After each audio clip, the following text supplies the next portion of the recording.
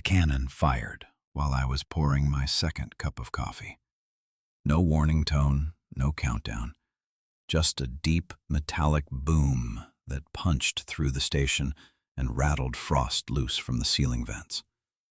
My mug slipped out of my hand and shattered across the concrete floor as the windows flashed white from the blast. The monitors lit up all at once. Pressure graphs spiked, vibration sensors flared red, but the slope camera showed nothing.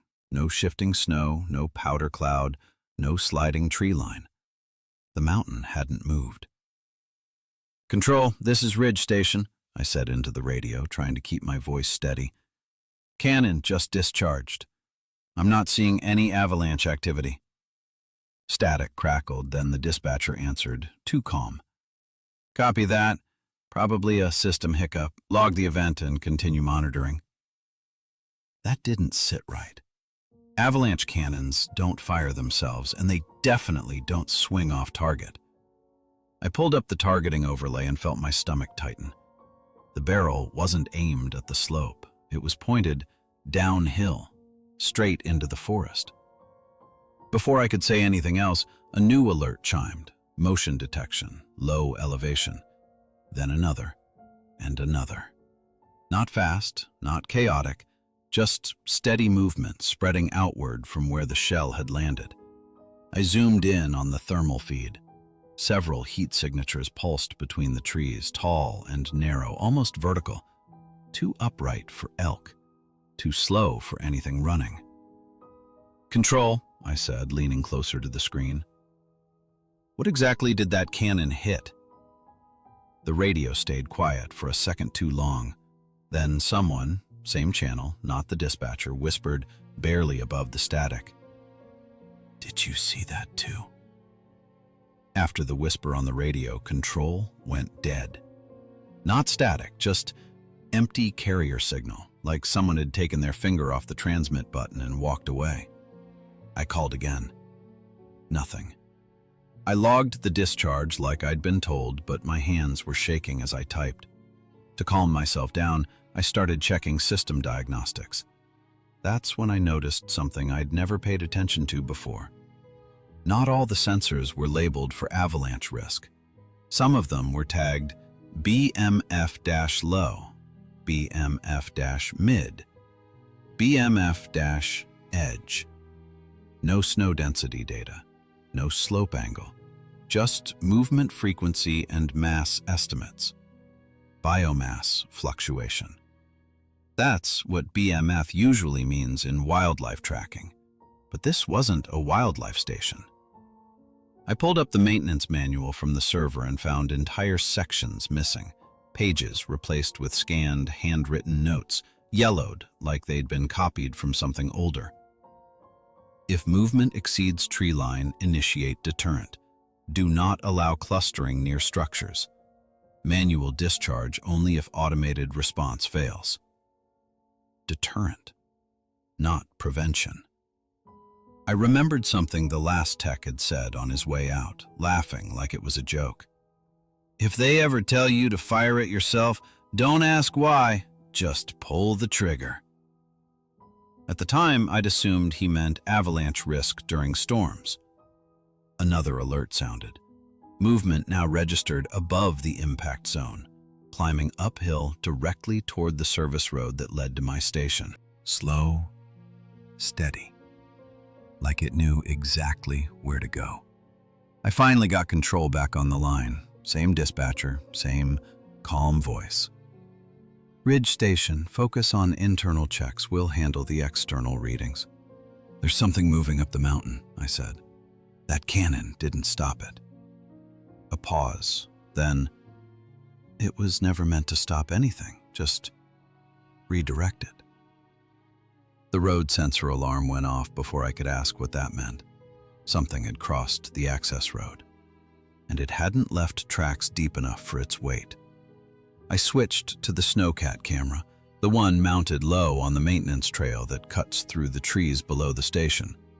Fresh powder covered everything. No tire ruts, no animal tracks. Then the feed glitched and refreshed. Something had passed through.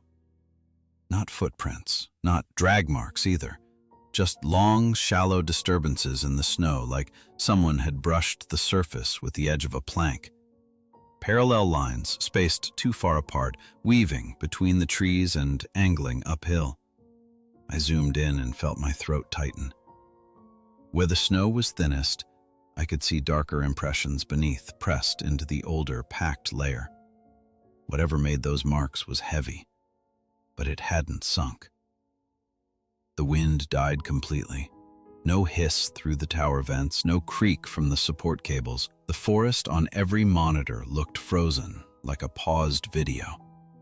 I grabbed the station spotlight and swept it across the tree line outside the windows.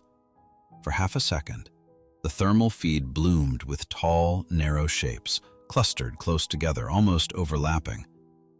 Then they vanished. Not moved, not ran, just gone. That's when I heard it. A faint, rhythmic sound beneath the snow, like ice cracking under slow pressure.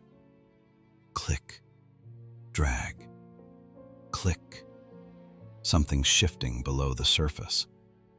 My radio crackled again. Not control this time, just a burst of breathing, fast and shallow, like someone running with the mic too close to their mouth. Then a soft voice, male, strained. They're not supposed to come up this high. Before I could respond, the road sensor alarm screamed again, multiple triggers this time, one after another climbing fast. Whatever was in the forest wasn't spreading out anymore. It was converging on the only building for miles. On me. I stopped trying to reach control. Instead, I broke into the restricted logs. There was a folder buried 3 layers deep in the system, locked behind credentials I shouldn't have had. But panic makes you reckless, and reckless people try passwords that aren't meant to work. The station ID opened it. Inside were incident reports that had nothing to do with avalanches. They called them population drift events, clusters migrating upslope, increased surface activity during warm fronts, escalation risk if subjects reached infrastructure. The cannon wasn't listed as a safety tool. It was a containment deterrent, designed to drive them back into deeper snowfields with concussive shockwaves. Not kill them, just push them. One report mentioned a breach from years ago. Multiple heat signatures reached a relay station downrange. After that, the site was listed as temporarily decommissioned. Temporarily. For 6 months. My station was built after that. I pulled up the exterior camera feeds again. One of the shapes was standing directly beneath the tower now. Even through the distortion, I could tell it was tall, too tall. Its outline bent strangely, like its joints weren't placed where they should be. The thermal glow pooled in its upper body as if heat was trapped inside it. It tilted its head, not randomly, up, toward the windows. The backup generator kicked on without me touching anything. Lights flickered, then steadied, brighter than before. Power draw spiked across every exterior sensor at once, like the station had just become the warmest thing on the mountain. I finally understood why the cannon had been aimed downhill. It wasn't firing to protect the slopes, it was firing to protect me. And now, whatever it had pushed away had found its way back. Because something heavy scraped against the base of the tower, and another shape stepped into view beside the first. I didn't wait for control's permission. I switched the cannon to manual and fired. The blast shook the tower so hard the lights swung on their cables. Snow dumped off the roof in thick sheets, and the forest vanished behind a rolling wall of powder and smoke. For a second, I thought it worked. The thermal signatures scattered, streaking outward in every direction, heat trails breaking apart like startled animals. Then they stopped. Not downhill. All around me. One by one, new shapes appeared at the edge of every camera feed, spaced evenly, forming a wide, loose circle around the station. Like They were keeping distance on purpose. Metal rang out below the floor, slow, deliberate tapping against the support beams, testing the structure. The sound traveled upward through the tower, vibrating in my teeth. Thermal flared again, dozens of smaller heat signatures now, clustered tight near the base. Whatever they weren't alone anymore. I finally got control back. "Evacuation is not possible," the dispatcher said, voice flat. "Road conditions are unsafe. Hold position until daylight." "They're surrounding the tower," I said. "The cannon isn't driving them off." Another pause. "They don't respond to deterrence the same way after repeated exposure," she said carefully. "Just remain inside." Something heavy thudded onto the roof. Dust sifted from the ceiling panels as claws, or something like claws, scraped across the metal above my head. The radio crackled once more, but this time it wasn't control. It was closer, clearer. "They learned," the voice whispered. And then the antenna signal dropped to 0. With the antenna down and control silent, the station felt smaller, like it was already being buried.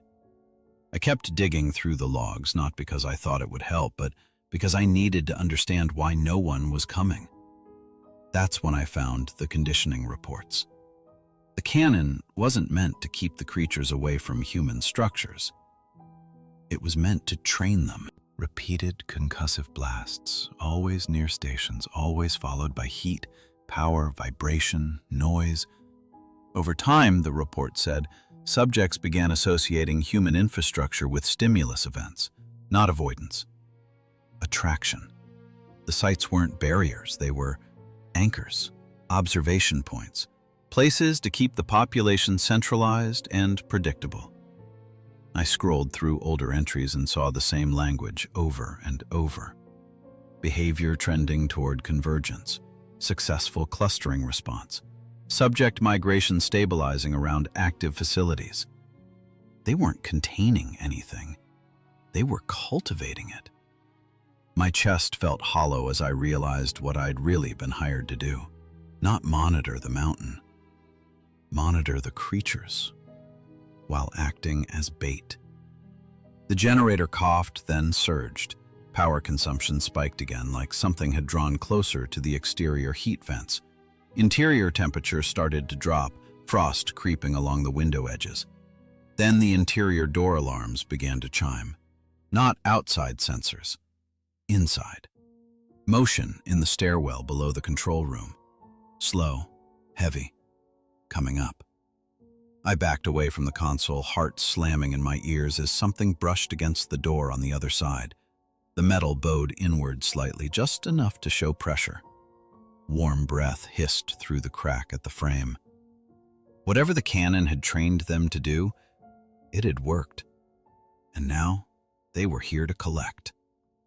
The floor started to vibrate, not from footsteps, from below. Like something was shifting under the foundation, displacing packed snow and frozen soil, flowing around the tower's supports instead of climbing them. The exterior cameras went dark, one by one, feeds collapsing into static as the cold spiked and the lenses frosted over. All I had left was the interior motion grid, lighting up in slow, deliberate pulses as something moved through the lower level. Metal groaned, not breaking, being bent. I grabbed the emergency recorder and started a final log, my voice shaking so badly I could barely recognize it. "They're not attacking the station," I whispered. "They're settling into it." The walls creaked like the tower was sinking into something soft. Snow pressed against the windows, not drifting, but rising, climbing upward in slow waves. Then I heard breathing in the vents, wet, close, patient. The control console suddenly chimed, automatic sequence initializing. The cannon was priming again. I stared at the targeting overlay as it loaded, pulse roaring in my ears. The barrel had rotated, not toward the slope, not toward the forest. It was aimed directly at the station's base. I understood then. The last line of the containment protocol. Not to drive them away. To erase the site and everything inside it. The countdown timer started. 5 seconds. I dropped to the floor as the tower screamed around me, snow and steel shifting, something massive pressing upward through the foundation, and the screen went white. And that's the last transmission recovered from Ridge Station. No bodies were ever found. No structural remains either, just a wide, glassy depression in the snow where the tower once stood. Officially, the site was listed as lost to an avalanche, but there were no slides recorded that night.